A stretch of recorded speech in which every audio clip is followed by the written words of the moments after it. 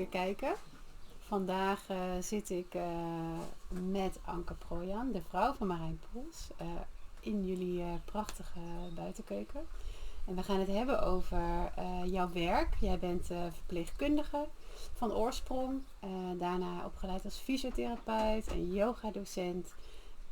Waarin je al mensen begeleidt die komen met klachten van het bewegingsapparaat. In combinatie ook met soms pijnklachten. En daarin maak je ook gebruik wel van information medicine. En ik ben vooral heel benieuwd om vandaag met jou in gesprek te gaan over wat je doet in je werk, hoe jij je werk vormgeeft en op welke manier information medicine daar een rol in speelt. Ja. Dus dankjewel, leuk. Laten we eens van start gaan met de eerste vraag.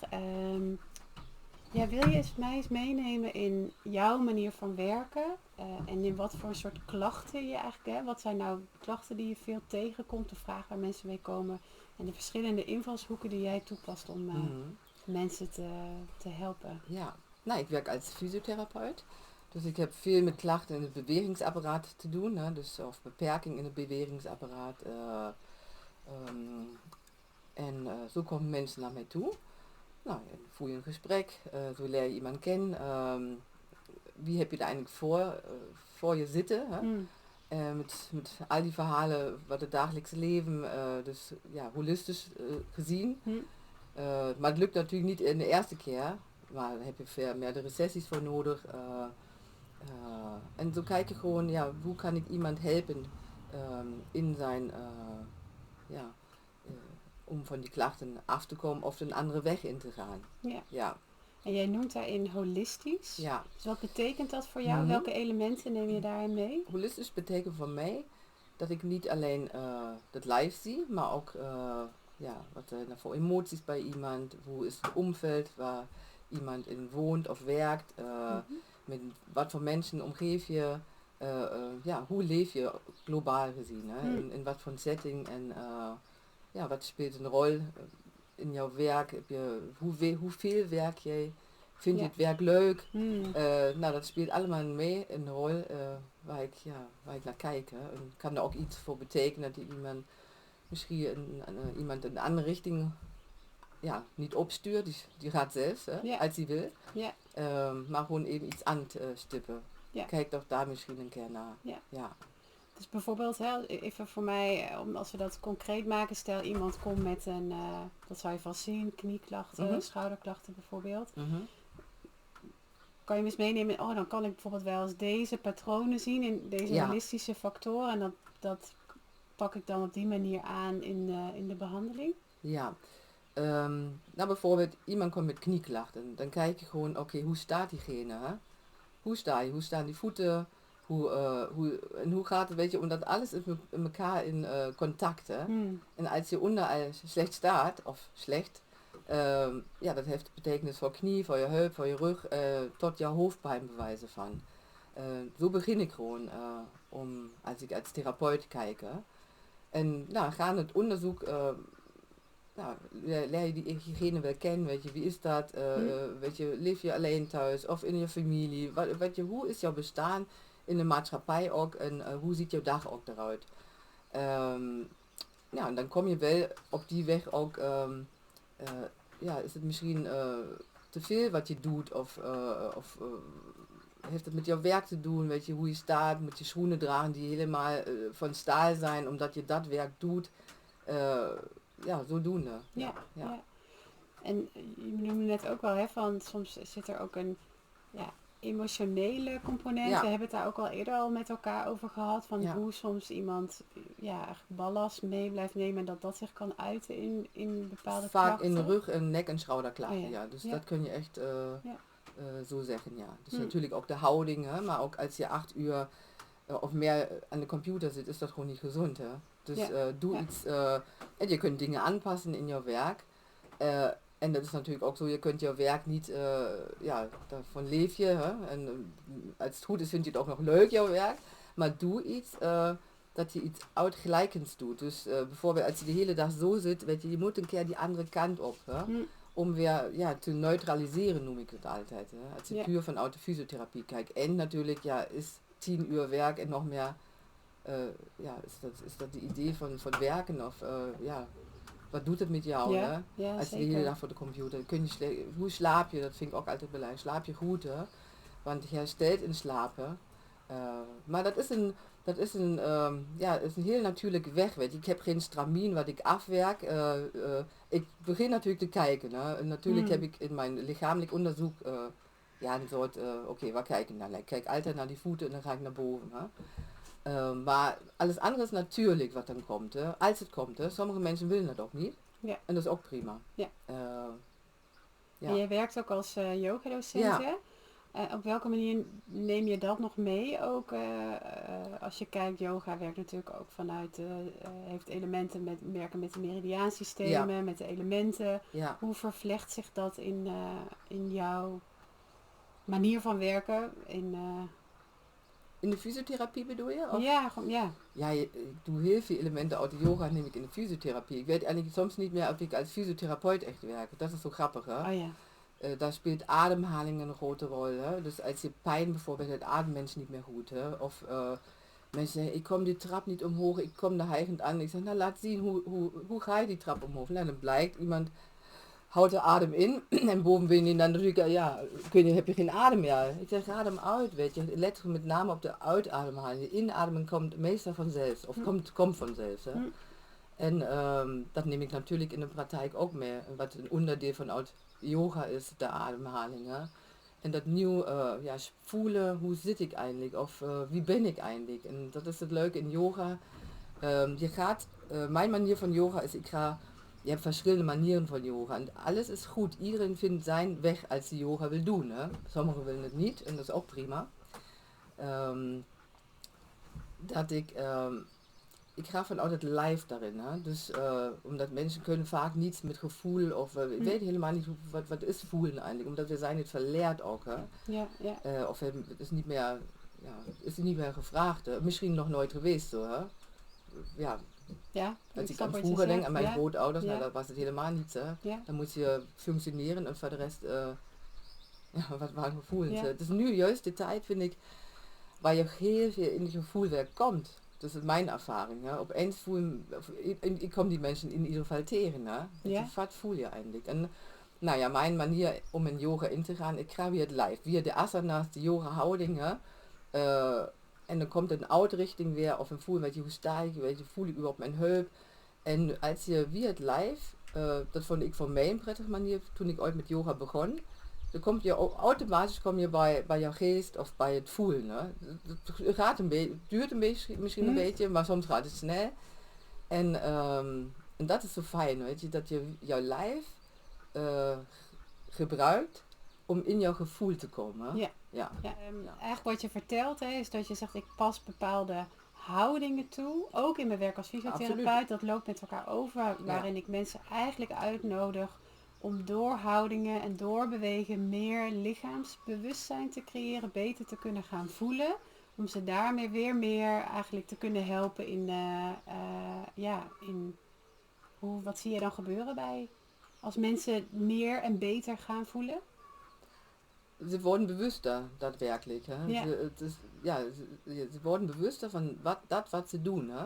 En merken ook, het komt verandering. Hè. Dus, en je hebt natuurlijk ook modellen, dus mensen hebben een soort skelet of iets. Hè. En moet je kijken, want als ik dat doe, wat gebeurt daar? Hè? Dus met de model altijd een beetje moeilijk, maar dan kun je wel bij de wervelkolom goed zien. Hè. Ja. En dat is ook zo. In de yoga, je ziet echt een proces. Hè? En dat is zo fijn. Hè? Er zijn natuurlijk ook mensen die zeggen, nou weet je, ik doe het één keer en nooit meer. Maar meestal is het niet zo. Hè? Dus die gaan toch door omdat ze merken, het doet iets met mij. Ja. Hè? Of op lichamelijk of geestig niveau of allebei. En en daaromheen, daar praat ik natuurlijk heel veel in yin yoga over meridianen. Dus ik geef ook nog veel informatie mee over gezondheid. Of gezondheid over hoe zit je lijf in elkaar. Wat zijn er nog voor invloeden die we helemaal niet zien of wel gedeeltelijk voelen. Dat pak ik dan natuurlijk allemaal lekker in. Hè? Ja, en je zegt dus mensen krijgen meer bewustzijn. Dus dan kan ik me voorstellen dat mensen, als jij zegt het gaat over houding of over hoe lang zit ik bijvoorbeeld als ik hard aan het werk ben, dus dat er mensen meer bewustzijn krijgen op, ik moet eigenlijk misschien even een pauze inlassen. Ja. Of ik moet eigenlijk even ik hoef helemaal niet de hele tijd zo in zo'n hele actieve houding te zitten. En dat ze daarmee dus eigenlijk hun lichaam meer gaan ontlasten, dat er meer ontspanning in het systeem kan komen, wat ik me voor kan stellen weer een positief effect heeft op klachten. Ja. En net zei je ook van, ik pas daarin ook wel, kleed ik nog meer in, ook over andere manieren om je gezondheid te ondersteunen. Jij werkt ook met information medicine, dus dat is een behandelmethode waarin we eigenlijk het lichaam behandelen met geluid en met trilling, om eigenlijk weer balans te herstellen en het zelfherstellend vermogen te activeren. Ja. Dus ik ben heel benieuwd, jij werkt daarmee. Is dit een van die onderdelen die je dan ook meeneemt in de behandeling om dit proces te ondersteunen? Ja, nou in eerste instantie is het altijd leuk als ik zo een beetje terugkijk. Ik doe erstmal dingen voor mij. En omdat ik ze ervaar, kan ik ze verder geven. Dat is met elke opleiding die ik tot nog toe deed. Hè. Dus of een cursus of iets. Hè. Ik voel het eerst zelf, wat doet het met mij? En dat betekent niet dat het bij iemand anders hetzelfde doet. Hè. Maar als ik het voel, dan kan ik het ook anders overgeven. En met information medicine is het net zo geweest. Ik had een klacht of een symptoom of symptomen. Die kon ik niet goed thuisbrengen. Dat was nu 1,5 jaar geleden. Kreeg ik opeens heel dikke handen en voeten. Terwijl ik echt nooit een probleem heb met vocht vasthouden of iets. En ik voelde me ook een beetje slap. Maar ik had geen koorts en niets. En ik zei ook, wat is dat nou, weet je. Snap er niets van. En ik wist wel, ik had die week waar het gebeurde, had ik veel yin yoga gedaan, weet je, dat is ook wel een beetje, het komen dingen in jou en ik denk, was er een beetje hard op aan het denken. En ik zei, nou, nu pas ik het een keer toe. En dan was ik eerst met nieren en ödeem en een beetje geprobeerd, maar dat werkte gewoon niet. Want je merkte eigenlijk niet echt iets nee, op drie dat dingen, vocht nee, of drie dingen had ik wel geprobeerd. En opeens kwam dat met die yin yoga binnen. Ik dacht, misschien moet ik echt een beetje meer yang hebben. Omdat het is in het programma zijn ook elementen. Hè, en die staan natuurlijk voor iets. En toen ben ik de 3 Wama tegengekomen. En dat is een absolute yang meridiaan groep, of hoe moet ik het noemen. En die heb ik dan meegenomen. Dat was nou opmerkelijk. Ik kon kijken, terwijl ik nog aan de trilling zat, hoe mijn voeten dunner werden, mijn handen dunner worden. Toen dacht ik, dat is toch ongelooflijk. Toen was ik een beetje verkocht. Hè, en was gewild daarin verder te gaan, te experimenteren, te kijken, je moet een beetje door, dat heb ik voor mij heel veel gedaan. Hè. En als ik mensen hier in de thuissetting behandel, neem ik dat ook altijd mee. Leg het even uit wat het is, laat het maar op je werken. Het is voornamelijk veel uitproberen. En wat ben je daarin bijvoorbeeld tegengekomen? Dit is natuurlijk een fantastisch voorbeeld. Ja, dat was fantastisch. Dat je gewoon waar je bij staat zegt. Maar ook wel dat je zegt, nou ik heb wel dingen geprobeerd die je vanuit je mind en kennis logischerwijs zou dan denk je, nieren of ödeem, het zou logischerwijs een goed programma kunnen zijn. Maar om dan toch ook wel te merken van, nee, er gebeurt eigenlijk niet hetgeen waar ik eigenlijk naar op zoek ben. En om dan dus verder te gaan zoeken waarvan je zegt, ik heb eigenlijk op bedacht, wat heb ik in die week gedaan? Is er een soort yin-excess, yin-overschot in mijn lijf? En door verder te gaan zoeken en dat programma af te draaien, was het een soort hit. Gewoon klopte. Precies, en dat je dat al ziet gebeuren. Ik vind dat wel echt fascinerend. Ja, dat was zeker fascinerend. Omdat het was de eerste keer dat ik dat überhaupt deed. Ja, nou ik snap wel dat je toen dacht, toen dacht ik, hier ga ik toch mee door. En dan op mijn eigen zoon dingen gedaan. En bij kinderen werkt het superleuk. Werkt het ook meteen eigenlijk. Hè? En, want merk je specifiek met kinderen iets anders dan bij volwassenen bijvoorbeeld? Of iets wat er uitspringt? Nou, die gaan gewoon liggen, weet je, die vragen aan niets. Het is natuurlijk ook een vertrouwen, weet je. Legt het natuurlijk ook uit, het trilt meteen een gek geluiden. Maar je ziet ze gewoon ook, of die kinderen die ik heb behandeld, die geven zich gewoon over. Komen in een soort rust. Hè. En achteraf waren dingen meteen weg eindelijk, ja. Ja, mooi. Ik denk dat Ja. kinderen inderdaad nog heel helder zijn. Ja. Soms is het ook zo dat, in ieder geval bij mijn dochter, dat ik ook meteen als het niet klopt, dan wil ze het ook precies, gewoon niet. Ja. Als ze gewoon denkt, Nu, dat wil ik vandaag niet of nu niet, Ja. want dan bedenk ik het voor haar bijvoorbeeld. Ja. Omdat zij, mooi. En herken je dat ook in als je in die zoektocht van, bij kinderen merk ik van, dat zie je meteen ontspannen. Je benoemde ook al eerder het voorbeeld van een buikpijn die eigenlijk meteen opklaarde. Ja. Zijn er ook dingen die je tegen bent gekomen waarvan je dacht, dat werkt eigenlijk niet zo goed? Of daar had ik een ander resultaat mee dan ik misschien had verwacht? Wat ik zeg, proberen gewoon. Hè. Dat je soms, ik persoonlijk neem graag een element vaak mee, dus iets energetisch. Als ik iets behandel. Kijk gewoon, pezen, banden, weet je, wat hoort daarbij van element, probeer ik altijd mee te nemen. Daar heb ik goede successen mee. Ja. En er zijn natuurlijk ook dingen waar ik dacht, dat is niets gebeurd. Hè. Maar ik ga eigenlijk zo lang door tot ik merk, dat gebeurt iets. Hè. Bij mezelf dan. Hè. Dus, en natuurlijk ook bij mensen waar ik het toegepast heb. Hè. Dus dat ik dan niet elke keer, ik zie het gewoon, eigenlijk werkt het, als het werkt, heel snel, vind ik. Ja. En dus, wat is heel snel? Wat is je ervaring? Dat je zegt minder pijn, andere bewegings, minder pijn eigenlijk. Vaak is het de pijn, hè. Vaak is het pijn, ja. Of mensen zeggen, ik kan veel beter slapen. Oh ja. En dat ze ook weten, ze kunnen zelf iets doen, hè.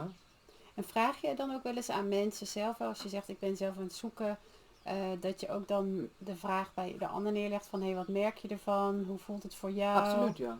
Dat je een soort die terugkoppeling ook meeneemt.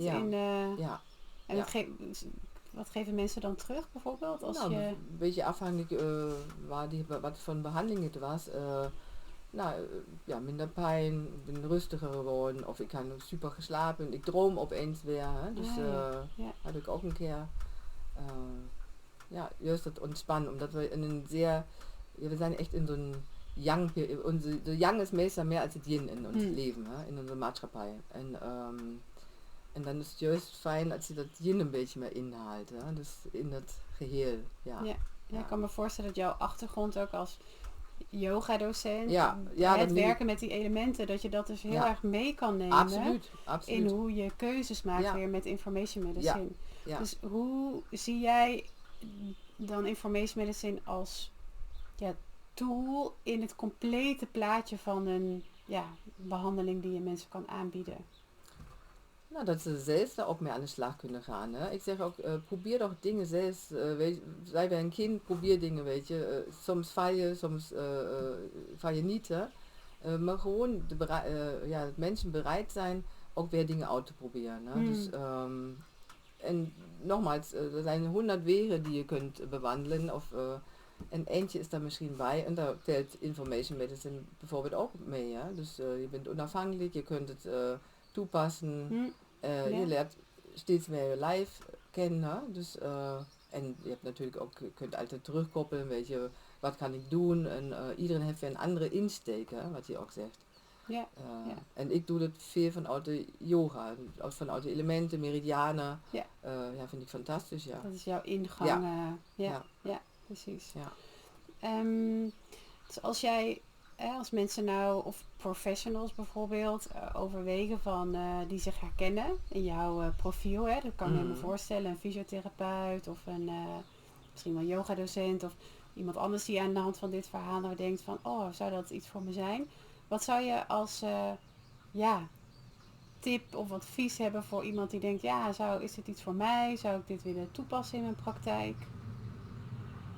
Dat moet je uitproberen. Hè? Dus, dat is altijd moeilijk. Je kan het toch alleen maar als je het probeert. Hè? Dus je kunt natuurlijk zeggen, probeer het hier eerst een keer en dan kun je het nog doen.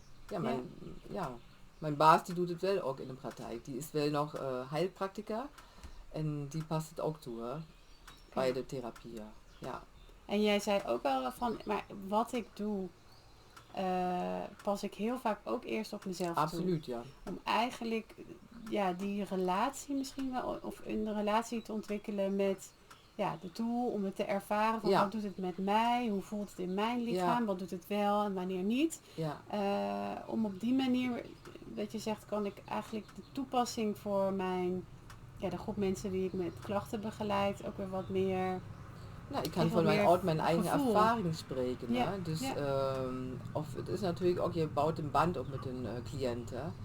En daar is natuurlijk vertrouwen, dat is de basis. Als vertrouwen er niet is, dan hoef je niet verder te gaan. Ja, Hè? nee, zeker. En nou ja, gaandeweg vertrouwen mensen jou of meteen al. En ja, dan voel je het heel zacht. Ja, dan zeg je, nou weet je, ik kan jou dat aanbieden. En, kijk maar hoe het voelt. Hè? Dus Ja, ik ben daarbij. Wat deed het achteraf? Hè? Dat is een natuurlijk proces. Ik kan dat niet uitleggen. Ja? Dat merk je gewoon. Hè? Is daar iemand bereid voor of niet? ja. Ja.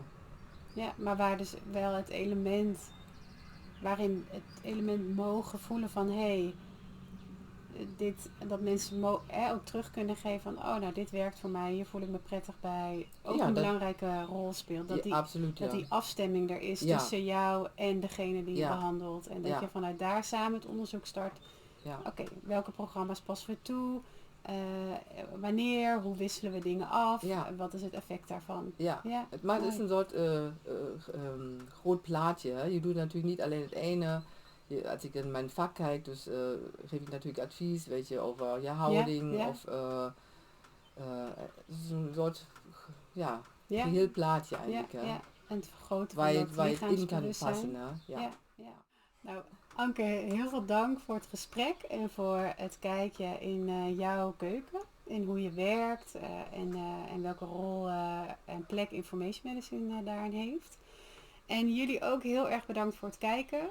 Ik kan me voorstellen dat je naar aanleiding van dit gesprek denkt, oh ik ben benieuwd naar hoe werkt dat information medicine dan precies. Hè? Niet alleen, oh het heeft effect en dat is natuurlijk fantastisch, maar ook, ja, wat is dan het effect in het lichaam? Want soms kan dat element van kennis voor jezelf, maar ook in de overdracht naar de cliënt die je behandelt, heel veel waarde hebben in het nog iets beter snappen.